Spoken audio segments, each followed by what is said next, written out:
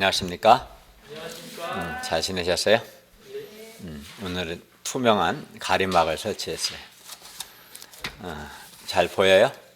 네. 오늘부터 3주 동안 고린도전서 15장 말씀을 통해서 부활 믿음을 배우고자 합니다. 오늘 첫 번째 말씀 제목은 다시 살아나신 예수님입니다.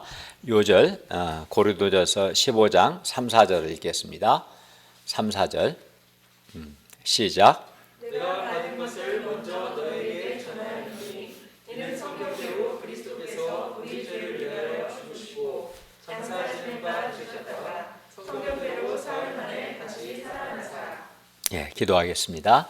은혜로우신 주님, 오늘도 우리가 살아계신 하나님께 예배드리게 해주셔서 감사합니다. 이 예배가 성부 하나님, 성자 하나님, 성령 하나님께 영광이 되는 예배가 되게 해주시고 예배드린 우리 각 사람에게 주께서 말씀을 통해서 풍성한 은혜를 주시기를 간절히 기도합니다. 예수님의 이름으로 기도했습니다. 아멘. 예수님께서 나를 사랑하사 나의 죄를 위해서 십자가에서 나를 대신하여 죽으시고 다시 살아나셨습니다. 그리고 이 예수님, 우리 죄를 위해서 죽으시고 다시 살아나신 이 예수님을 믿는 사람에게 하나님께서 죄 용서와 영생을 주신다. 이것이 바로 복음입니다. 복음의 내용이고 이 복음이 기독교 신앙의 핵심 중에 핵심입니다. 가장 중요한 거죠. 그리고 예수님께서 우리 죄를 위하여 죽으시고 다시 살아나셨기 때문에 예수님이 정말 부활하셨다면, 다시 살아나셨다면 우리는 예수님께서 우리 죄를 위하여 죽으셨기 때문에 우리는 우리 죄가 용서되었다는 것을 믿을 수 있습니다. 또 예수님이 정말 부활하셨다면 예수님께서 다시 오신다는 그 말씀도 우리가 믿을 수 있습니다. 또 뿐만 아니죠. 예수님이 정말 부활하셨다면 예수님을 믿는 사람은 예수님이 다시 오실 때 영광스러운 몸으로 부활하게 된다는 것. 반면 예수 믿지 않는 사람들은 예수님이 다시 오실 때 불못에 던져져서 세세토록 밤낮으로 고통한다는 것 또한 믿을 수 있습니다. 예수님께서 부활하지 않으셨다면 기독교에서 말하는 죄 용서, 또 예수님의 재림, 또 믿는 사람의 몸의 부활, 믿지 않는 사람의 심판 등 이 모든 것이 다 무너집니다. 그러나 만약 예수님이 부활하셨다면 죄 용서, 또 예수님의 재림, 믿는 자의 부활, 믿지 않는 자의 심판 등 이 모든 것이 다 이루어집니다. 왜 그럴까요? 왜냐하면 그만큼 기독교 신앙은 예수님의 부활 위에 서 있기 때문입니다.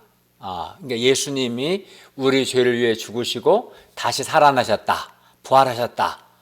이 기초 위에서 우리가 죄 용서도 확신할 수 있고 예수님이 다시 오신다는 것도 믿을 수 있고 예수님이 다시 오실 때 우리가 영광스러운 몸으로 부활하고 믿지 않는 자는 불못에 던져진다는 것도 다 믿을 수 있는 거예요. 그리고 그렇기 때문에 예수님께서 부활하셨느냐 또는 부활하지 않으셨느냐 하는 것은 매우 중요합니다. 우리 믿음의 기초가 예수님의 부활이기 때문에 예수님이 부활하지 않으면 모든 게 다 무너지는 거고 예수님이 부활하셨다면 이 모든 것을 우리가 믿을 수 있는 거죠. 그러면 문제는 우리가 부활하신 예수님을 직접 목격한 적이 없는데 예수님의 부활을 어떻게 믿을 수 있겠습니까?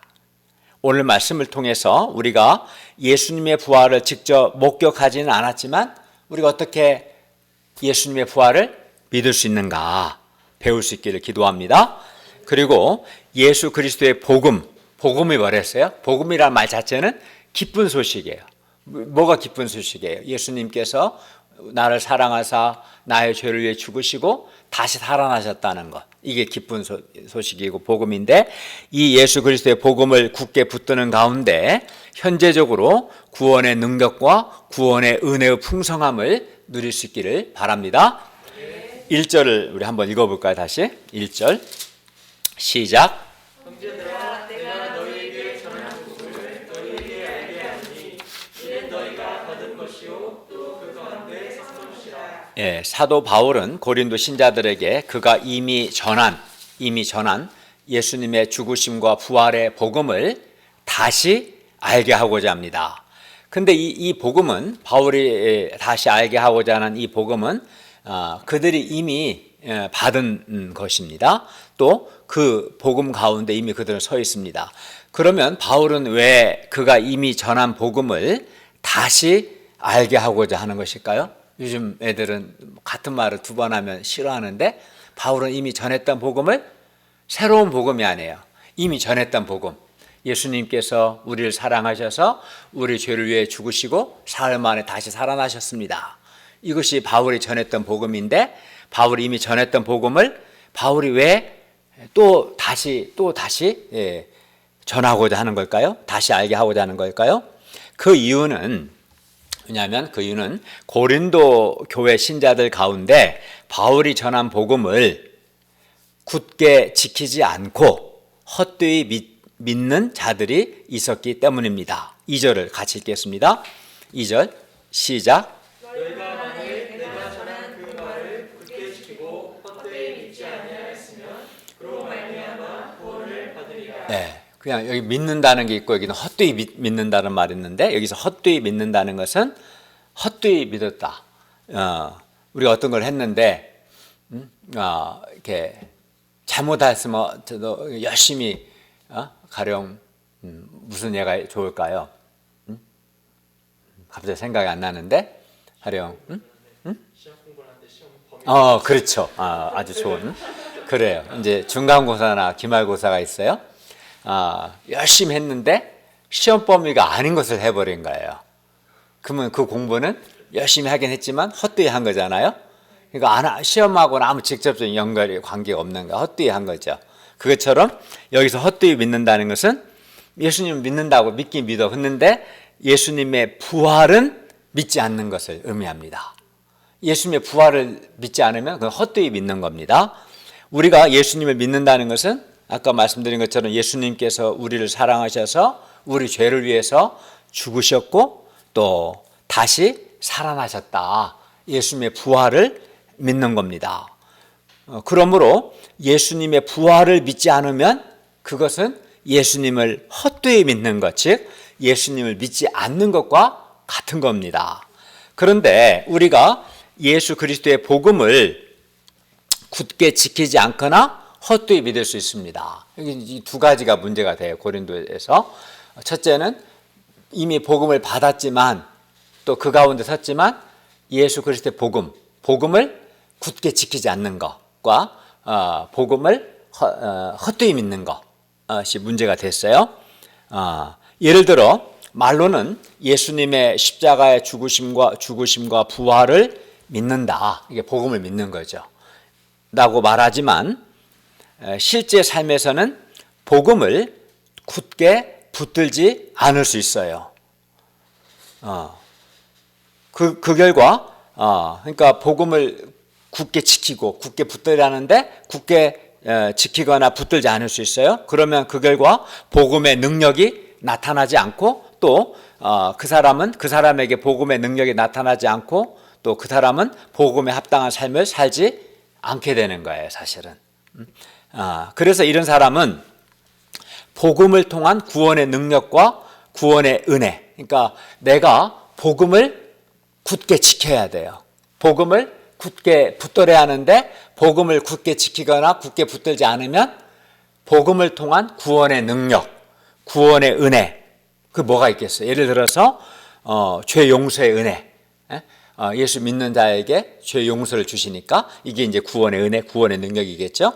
그래서 죄 용서의 은혜에 대한 감사와 감격, 기쁨, 또 복음을 통한 내면의 변화, 또 생명력, 거룩한 소원, 내적인 힘, 이런 것들은 복음이 주는 구원의 은혜와 구원의 능력인데 이러한 구원의 능력과 구원의 은혜가 삶에 잘 나타나지 않을 수 있는 거예요. 왜? 복음을 굳게 지키지 않으면.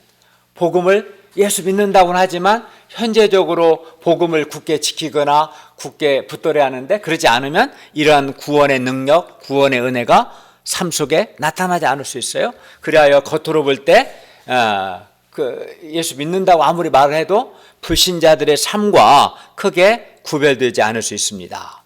우리 자신과 우리 주변 신자들을 보면 말로는 예수님의 십자가의 죽음과 부활을 믿는다, 말로는 나도 예수 믿어 이렇게 말하지만 하나님 앞에서 죄인으로서의 자기 발견, 자기 죄에 대한 애통함, 죄 용서의 은혜에 대한 감사와 감격, 또 구원의 은혜를 감당하는 삶, 내면이 밝고 생명력 있는 삶, 뭡니까 이게? 구원의 능력과 구원의 은혜. 이러한 구원의 능력과 구원의 은혜가 없는 사람들이 아주 많습니다. 예수님을 믿는다고는 하지만 이러한 구원의 능력과 구원의 은혜가 없는 자들이 많아요.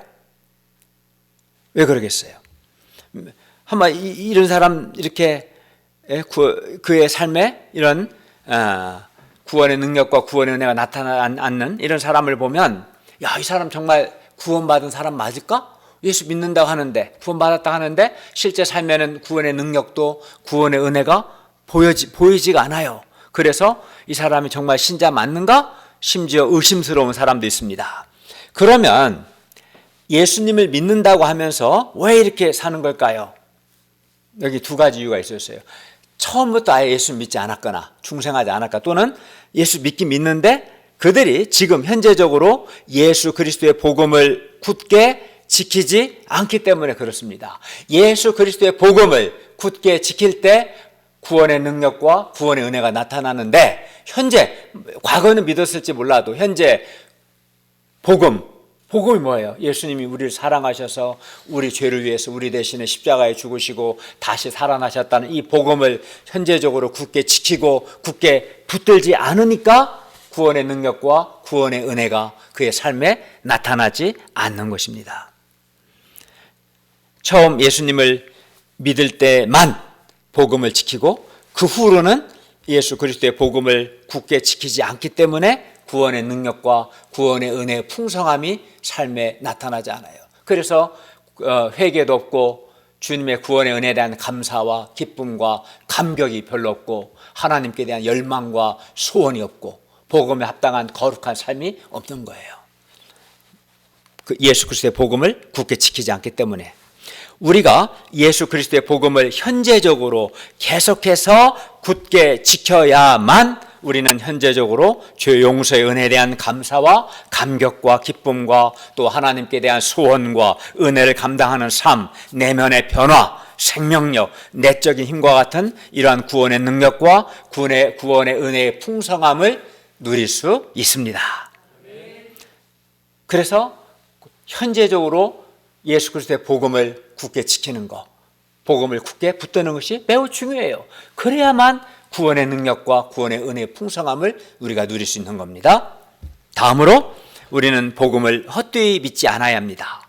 우리가 복음을 헛되이 믿으면 즉 예수님의 부활을 믿지 않으면 우리는 구원을 받지 못합니다. 아무리 예수님 믿는다 해도 예수님의 부활을 믿지 않으면 구원을 받지 못합니다. 예수님께서 우리 죄를 위하여 십자가에서 죽으시고 부활하셨음을 즉 예수님의 부활을 믿어야 우리는 구원을 받습니다. 즉 예수님의 부활을 믿어야 구원의 능력과 구원의 은혜가 우리의 삶에 나타납니다. 우리가 죄를 용서받고 장차 우리 몸이 영광스러운 몸으로 부활하고 영생하게 될 겁니다. 3, 4절은 바울이 전해준 복음의 내용입니다. 아까 말씀드린 건데 다시 한번 보겠습니다. 3절을 형제들이 4절을 자매들이 읽겠습니다. 시작. 내가 받은 것을 먼저 너에게 전하였노니 이는 성경대로 그리스도께서 우리 죄를 위하여 죽으시고 장사하는 바 되셨다가 성경대로 사흘 만에 다시 살아나사. 예수님께서 성경대로 우리 죄를 위하여 십자가에서 죽으시고 장사 지낸 바 되셨다가 성경대로 사흘 만에 다시 살아나셨습니다.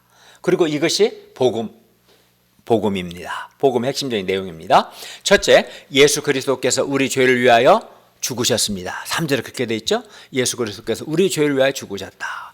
성경은 모든 사람이 다 죄인이고 죄의 삭은 사망이라고 말씀합니다. 그러면 죄가 뭡니까? 다 죄인이라고 하는데 죄가 뭡니까? 성경은 사람이 자기를 창조하신 창조주 하나님을 영화롭게도 하지 않고 하나님께 감사하지 않는 것을 죄라고 말씀합니다. 성경은 또 하나님을 창조주로 인정하지 않는 것, 하나님을 믿지 않는 것을 죄라고 말합니다. 또 하나님께 불순종하고 자기를 창조하신 하나님을 반역하는 것 또한 죄입니다.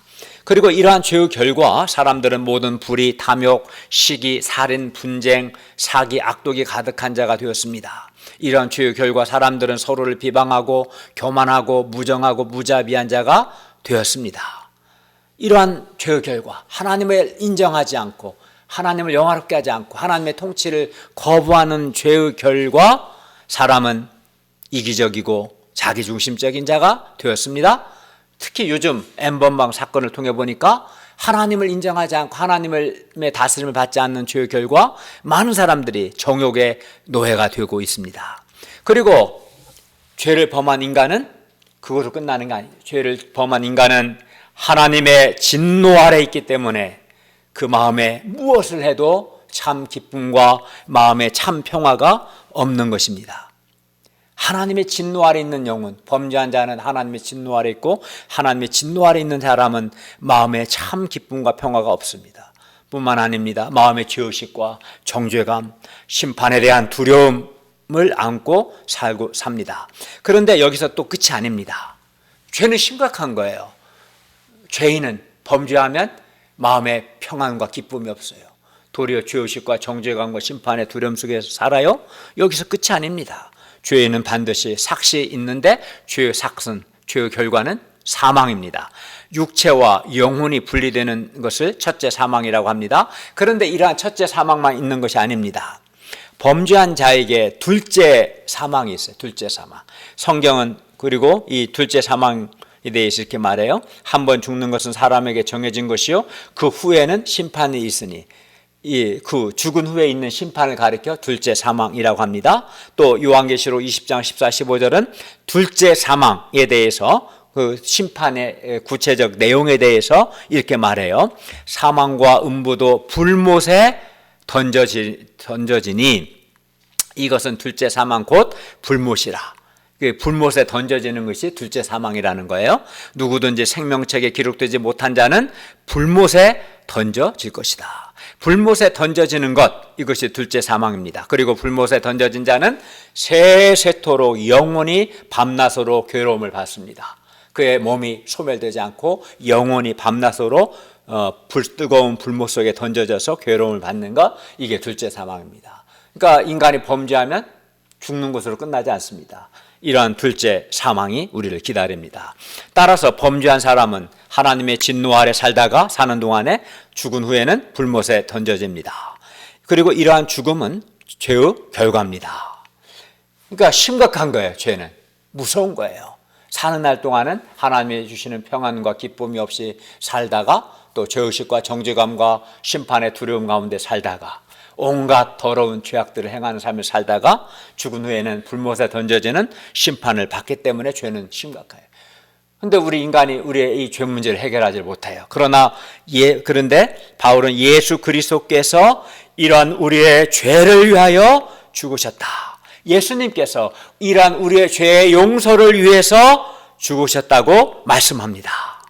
그러니까 예수님은 나의 죄 때문에 내가 죽어야 할 그 죽음을 나를 대신하여 죽으신 거예요. 내가 받아야 할 죄의 형벌을 예수님이 대신 십자가에서 받으신 거예요. 이것이 예수께서 우리의 죄를 위하여 죽으셨다는 의미입니다. 그리하여 예수님을 믿는 사람, 즉 믿음으로 예수님과 연합한 사람은 죄를 용서받고 구원을 받는 거예요. 예수님께서 나의 죄를 위해서 내가 받아야 할 이 죄에 따르는 하나님의 형벌을 십자가에서 대신 받으셨기 때문에 이 예수 믿는 사람이 죄를 용서받는 겁니다. 이게 복음의 내용이죠. 그런데 3절은 성경대로 그리스도께서 우리 죄를 위하여 죽으셨다고 했어요. 이는 예수 그리스도께서 우리 죄를 위해 죽으시는 것이 성경대로, 즉 성경에 이미 기록되었다는 겁니다. 그래서 예수 그리스도께서 우리 죄를 위해 죽으신 것은 성경에 근거가 있고 성경을 성취하신 겁니다. 예를 들어 구약 성경 이사야 53장 5, 6절은 그리스도께서 장차 우리 죄를 위해서 죽으실 것을 이렇게 기록했어요. 그가 찔림, 그는 그리스도입니다. 그가 찔림은 우리의 허물 때문이요 그가 상함은 우리의 죄악 때문이라. 그리스도가 징계를 받음으로 우리는 평화를 누리고 그리스도께서 채찍에 맞음으로 우리는 나음을 받았도다. 우리는 다 양 같아서 그릇 행하여 각기 제 길로 갔거늘 여호와께서는 우리 모두의 죄악을 그에게 그리스도께 담당시키셨도다. 그리고 예수님은 이렇게 성경에 기록된 대로 우리 죄를 위해서 죽으셨습니다. 둘째, 예수 그리스도께서 죽은 자 가운데서 다시 살아나셨어요. 4절을 다 함께 읽겠습니다. 4절 시작.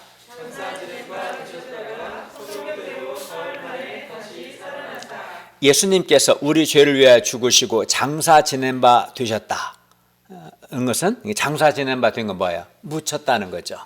이 말은 예수님이 죽으셨고 진짜 죽으셨고 실제로 죽으셨다 이 말입니다. 그리고 예수님은 성경대로 죽으신 걸로 끝나지 않고 성경대로 사흘 만에 다시 살아나셨습니다.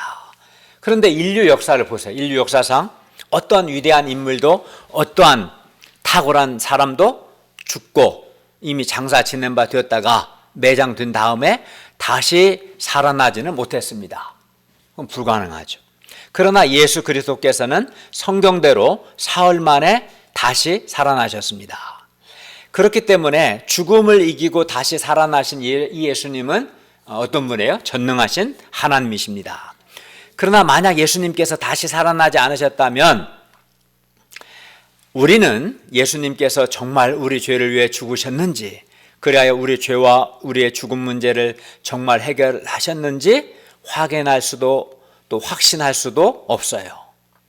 왜냐하면 우리 죄를 위해 죽으셨다고는 하지만 어떻게 됐는지 우리가 확인할 방법이 없어요. 그러나 예수님께서 우리 죄를 위하여 죽으시고 예수님께서 사흘 만에 다시 살아나셨기 때문에 우리는 우리의 죄가 용서되었구나. 예수님이 말씀대로 우리 죄를 위해 죽으셨을 뿐만 아니라 사흘 만에 다시 살아나셨기 때문에 우리 죄가 용서되었다는 것을 우리가 확신할 수 있습니다. 그리고 보면 어때요? 예수님의 부활이 굉장히 중요한 거예요. 예수님이 다시 살아나지 않았다면 우리는 우리 죄가 용서되었다는 것을 확인할 수도 확신할 수 없기 때문에 그렇습니다. 기독교는 예수님의 죽으심과 부활이라는 역사적 사건에 기초합니다. 그리고 예수님의 죽으심과 부활은 역사 속에서, 역사라는 것은 시간과 공간 안을 가리키는 거예요. 시간과 공간 안에서 발생한 사건이기 때문에 예수님의 죽으심과 부활은 당연히 이를 목격한 증인들이 많습니다. 그렇죠? 우리가 오늘 예배를 드립니다. 오늘이 3월 28일인가요? 9일인가요? 어쨌든 예배를 드리죠. 우리는 역사 안에 살고, 역사 속에 살고 있죠. 특정한 시간과 특정한 공간에서 우리가 예배를 드리고 있고, 그러다 보니까 이 자리에 함께 있던 사람들은 나중에 증인들이 되는 거예요. 오늘 며칠이죠?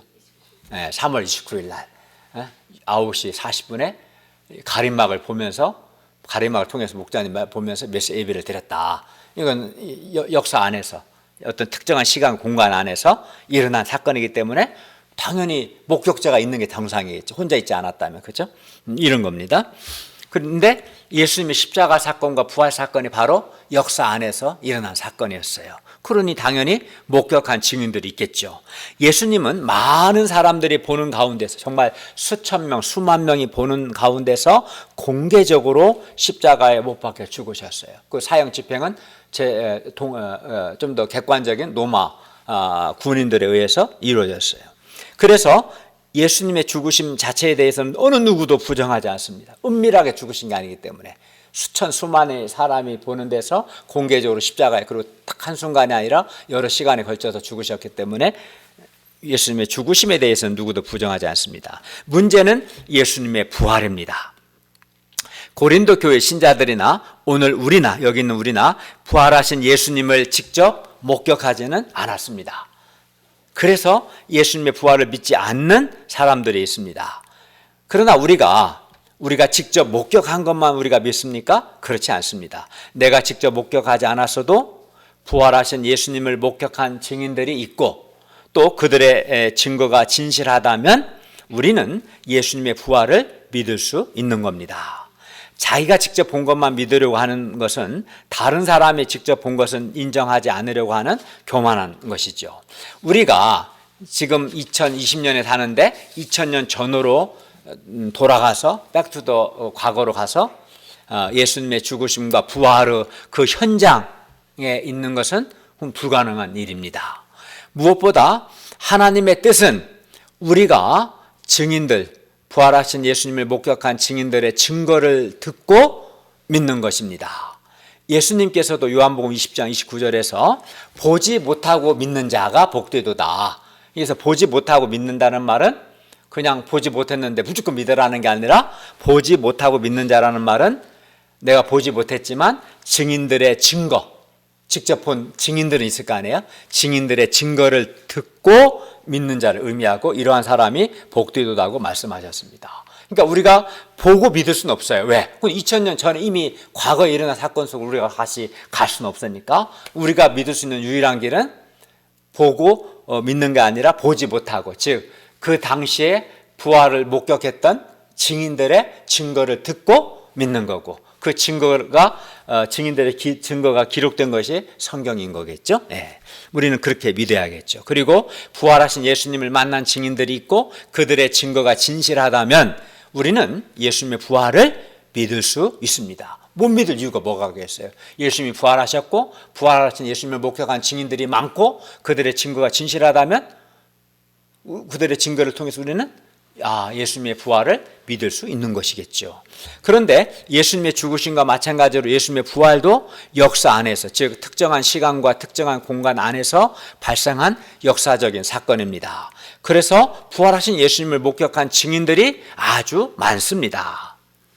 그리고 부활하신 예수님을 목격한 증인들이 아주 많고 또 그들의 증거가 진실하다면 부활하신 예수님을 우리가 직접 목격하지는 않았을지라도 우리는 얼마든지 부활의 증인들의 증거를 통해서 예수님의 부활을 믿을 수 있을 겁니다.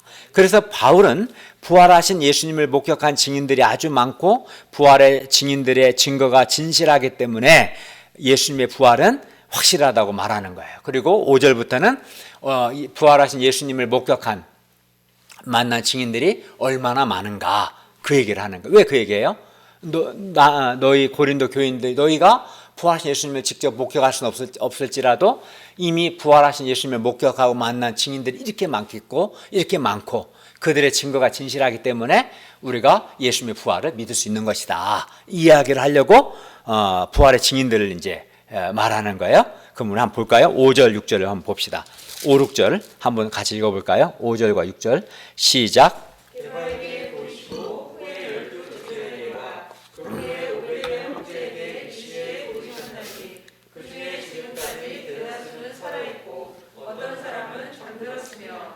먼저 부활하신 예수님의 게바, 여기 게바는 베드로를 가리키는데 게바에게 보이셨습니다.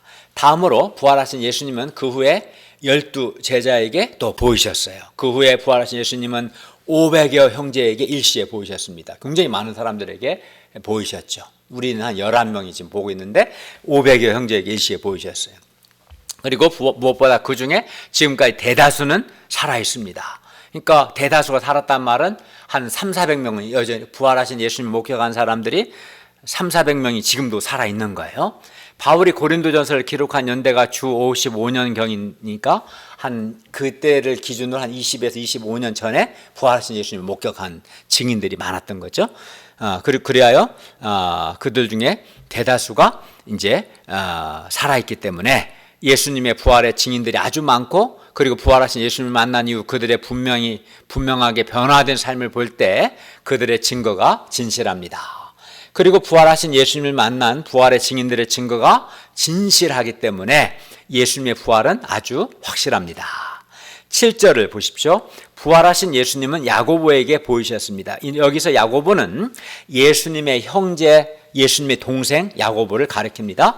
야고보는 아주 가까이에서 예수님의 말씀을 들었었고 예수님께서 행하신 여러 기적들을 보았어요. 그럼에도 불구하고 예수님의 생전에는 야고보가 예수님을 믿지 않았어요.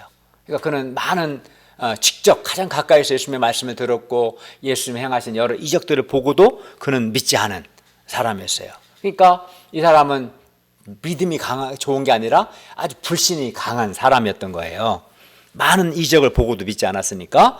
그러나 이런 야고보라도 부활하신 예수님께서 야고보에게 보이시자 그토록 불신이 강했던 야고보도 이건 이제 더 이상 거부할 수 없는 거지. 부활하신, 죽으시고 사흘 만에 다시 살아나신 예수님, 부활한 예수님을 만나자 그도 믿음의 사람이 된 거죠. 왜냐하면 예수님이 수만의 사람들 앞에서 처참하게 십자가에 못 박혀 죽으시는 것을 다 봤어요. 그리고 그가 생각할 때 사람이 죽으면 끝인 거야. 근데 예수님께서 죽으셨고 사흘 만에 다시 살아나셨고 그 예수님이 야고보에게 나타나셨어요. 그러니 예수님을 더 이상 이제 안 믿을 수가 없게 된 거지. 예수님이 하나님의 아들 그리스도라는 걸 믿게 된 거예요. 그리고 믿음의 사람이 되었고 이 야고보는 초대 예루살렘 교회의 지도자가 될 만큼 아주 큰 믿음의 사람이 되었어요. 예수님의 부활이 이렇게 예수님을 그냥 아주 믿지 않았던, 믿기를 거부했던 사람을 믿음의 사람으로 바꿔놓은 거예요. 안 믿을 수가 없는 거죠, 예수님을. 나는 내가 김현우 불편한가 보다 마스크를 여기서 만지봐요. 예수님을 나는 내가 직접 보지 않아 안 믿어 막 믿기를 거부했던 그런 사람이라도 부활하신 예수님이 직접 그에게 나타나시니까 어떻게 더 이상 안 믿을 수 있겠어요. 그렇다는 거예요. 그러니까 부활하신 예수님을 만나면 사람이 바뀌는 거예요. 안 바뀔 수가 없는 거죠. 그죠? 예수님의 부활이 이렇게 야고보를 믿음의 사람 바꾸는 거죠. 부활하신 예수님은 또 그 후에 모든 사도에게 보이셨습니다. 8절을 보십시오. 부활하신 예수님은 맨 나중에 만삭되지 못하여 난자 같은 사도 바울에게도 보이셨습니다. 사도행전 9장을 보면 부활하신 예수님은 예수 믿는 신자들을 박해했던 바울에게도 나타났습니다. 바울은 원래는 예수 믿는 사람을 아주 핍박하고 잡아오게 가두는 아주 몹쓸 인간이었어요. 박해했던 사람이었어요. 그런데 이러한 바울에게도 부활하신 예수님이 나타나셨어요. 부활하신 예수님은 바울이 예수 믿는 사람들을 박해하기 위해서 다메섹으로 가는 길에서 해보다 더 밝은 빛으로 그를 만나 주셨어요. 빛이 너무나 밝아서 바울은 그 순간 시력을 잃어버렸어요. 어쨌든 부활하신 예수님이 바울을 만나 주셨어요. 그래야 부활하신 예수님을 만난 이 사건을 계기로 바울은 예수님을 하나님의 아들 그리스도로 믿고 예수님의 죽으심과 부활을 증거하는 예수님의 사도가 되었어요. 그러니까 바울은 예수 믿는 사람들이 다 이단으로 생각했는데 부활하신 예수님을 직접 만나니까 더 이상 거부할 수 없게 된 거지. 그래서 예수님의 사도가 됐고 증거자가 됐어요. 부활하신 예수님을 만난 사람들은 하나같이 분명한 삶의 변화가 있어요. 그러니까 예를 들어 사람이 죽으면 끝이다 생각했는데 그게 아닌 거예요. 예수님이 죽으셨고 다시 살아나셨어요. 이걸 통해서 예수님이 근데 우리 죄를 위해 죽으셨기 때문에 정말 예수님이 우리 죄를 위해 죽으셨고 다시 살아나셨기 때문에 우리 죄가 용서되었구나. 죄 용서에 대한 확신도 갖게 되고 예수님이 우리 다음 시간에 배우겠지만 잠자는 자들의 첫 열매로서 부활하셨기 때문에 예수 믿는 우리도 장차 영광스러운 몸으로 부활할 것이다. 그런 믿음도 갖게 되고 어쨌든 이 믿음을 견고하게 되는 거예요. 부활하신 예수님을 만난 사람들은. 그리고 이렇게 부활의 증인들이 아주 많다는 것과 확실하게 변화된 그들의 삶을 볼 때 그들의 증거가 진실합니다. 그리고 이는 예수님께서 부활하셨다는 확실한 증거입니다. 그래서 우리는 이러한 증거를 통해서 내가 직접 부활하신 예수님을 만나지는 않았지만 부활하신 예수님을 만난 증인들이 아주 많고 그들의 증거가 진실하기 때문에 우리는 예수님의 부활을 믿을 수 있어요? 없어요? 있습니다. 예. 그래도 안 믿는 사람 그 고의적인 거겠죠. 믿지 않을 이유가 하나도 없어요. 이 상에서 부활하신 예수님을 만난 사람들, 즉 예수님의 부활을 믿는 사람들은 삶에 분명한 변화가 있음을 알 수 있습니다. 12 제자들도 그렇고 야고보도 확실히 바뀌었죠. 또 오늘 방금 말씀드린 사도 바울도 그렇습니다. 예수 믿는 사람을 박해했던 사람이 예수님의 아주 사도가 되고 예수님 헌신한 사람이 되었어요. 또 베드로도 그래요. 베드로는 아주 두려웠어요. 죽는 것이. 그래서 계집종 앞에서 3번이나 예수님을 부인했어요. 그런 이 베드로가 부활하신 예수님을 만나고 나서는 바뀌어서 예수님 위해서 죽음도 두려워하지 않는 사람으로 된 겁니다. 그렇다면 우리 역시 내가 정말 예수님의 부활을 믿는다면 우리 삶에 분명한 변화가 있어야 하지 않겠습니까? 정말 내가 예수 믿는다면 예를 들어서 우리도 장차 예수님 같이 영광스러운 몸으로 부활할 것을 믿어야겠죠. 예수님의 부활을 믿으면. 그리고 이 믿음이 있다면 우리도 죽음을 두려워하지 않고 부활에 대한 산 소망을 갖게 되고 세속적인 소망을 극복할 수 있을 겁니다. 근데 정말 말로만 믿으면 말로만 믿고 삶의 믿음에 증거가 없다면 그 믿음은 거짓 믿음인 겁니다. 정말 예수님이 부활을 믿는다면 나도 부활할 걸 믿게 되고 죽음에 대한 두려움을 극복할 수 있고 세상 소원도 극복할 수 있는 겁니다. 내가 정말 예수님의 부활을 믿는다면 예수님이 하나님이시고 예수님이 지금 살아계셔서 우리와 함께 하신다는 믿음이 더욱 견고해야 할 것입니다. 정말 믿음이 있다면. 근데 믿음의 선배들은 하나같이 부활하신 예수님을 만났고 예수님의 부활을 믿었고 그 이후 그의 삶이 바뀌었습니다. 우리가 예수님의 부활을 진짜 믿고 이 믿음이 우리의 삶에 구체적으로 나타나기를 바랍니다. 자기를 돌아보시길 바랍니다. 내가 정말 예수님의 죽으신 것 부활을 믿는가? 그리고 이 복음을 내가 굳게 지키고 있는가? 정말 예수님의 부활을 믿고 이 복음을 지킨다면 그의 삶에 구원의 능력과 구원의 은혜의 풍성함이 나타나고 삶의 변화가 나타나는 것이 정상입니다. 9절을 다 같이 읽겠습니다. 시작. 나는 사도 중에 가장 작은 자라. 나는 하나님의 교회를 박해하였으므로 떠돌아 시험받기를 감당하지 못할 자니라. 바울이 이렇게 겸손한 고백을 하는 것은 과거 교회를 박해하고 핍박했던 그의 경력 때문이었습니다. 10절 11절을 보십시오. 그러나 내가 나된 것은 하나님의 은혜로 된 것이니 내게 주신 그의 은혜가 헛되지 아니하여 내가 모든 사도보다 더 많이 수고하였으나 내가 한 것이 아니요 오직 나와 함께 하신 하나님의 은혜로라. 그러므로 나나 그들이나 이같이 전파하며 너희도 이같이 믿었느니라. 바울이 사도가 된 것은 전적으로 죄인을 긍휼히 여기시는 하나님의 은혜 때문이었습니다.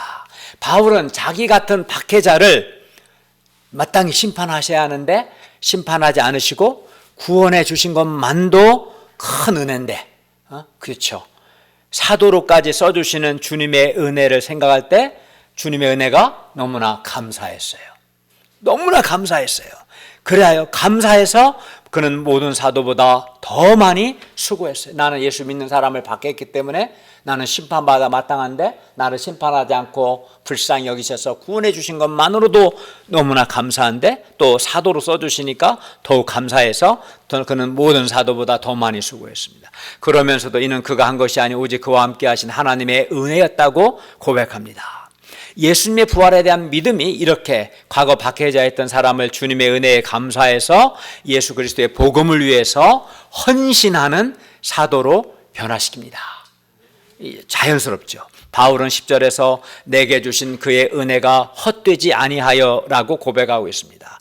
그렇습니다. 정말 바울에게 주신 주님의 구원의 은혜가 헛되지 않았습니다. 왜냐하면 바울은 주님의 은혜에 감사해서 모든 사도보다 더 많이 수고하며 주님의 은혜를 감당하는 삶을 살았기 때문입니다.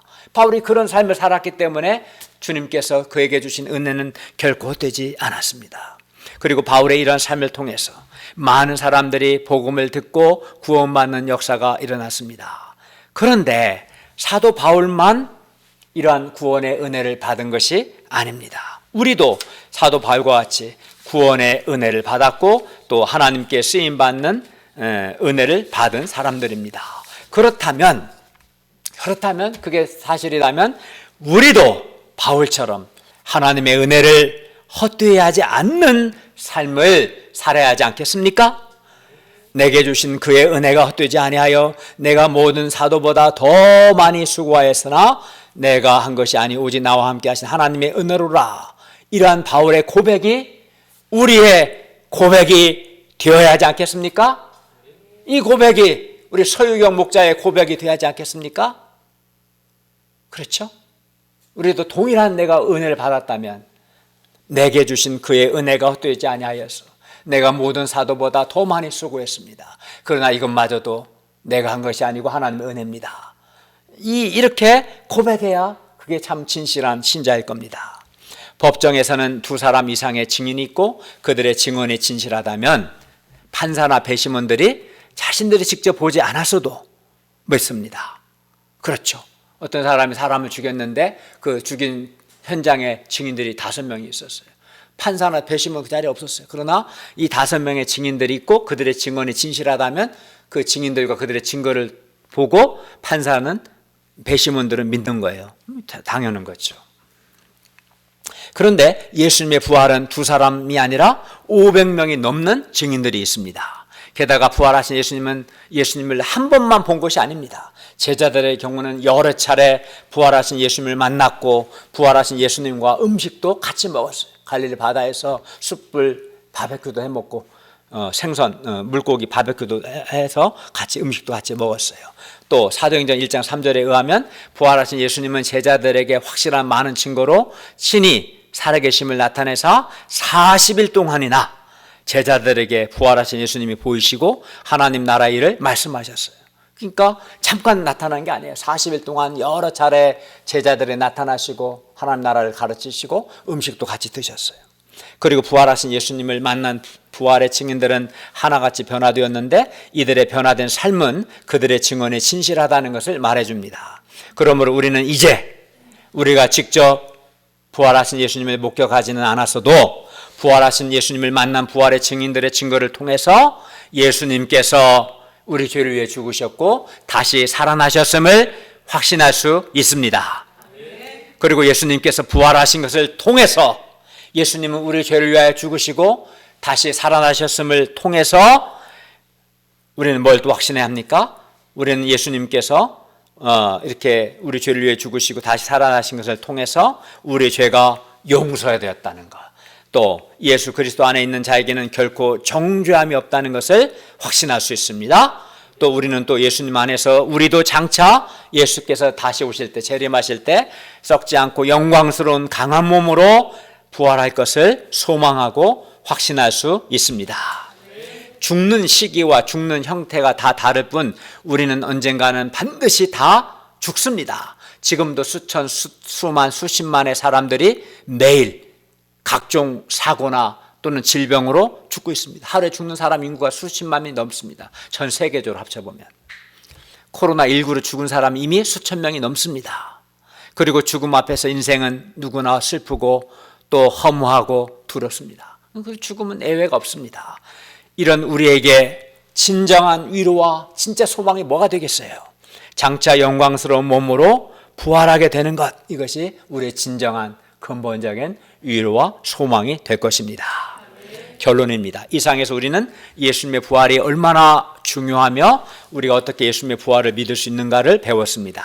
우리가 성경의 기록과 많은 부활의 증인들의 증거를 통해서 예수님의 부활을 확신할 수 있기를 바랍니다. 그리고 우리가 예수님께서 우리 죄를 위해 죽으시고 사흘 만에 다시 살아나셨음을 정말 믿는다면 우리의 삶이 반드시 달라질 것입니다.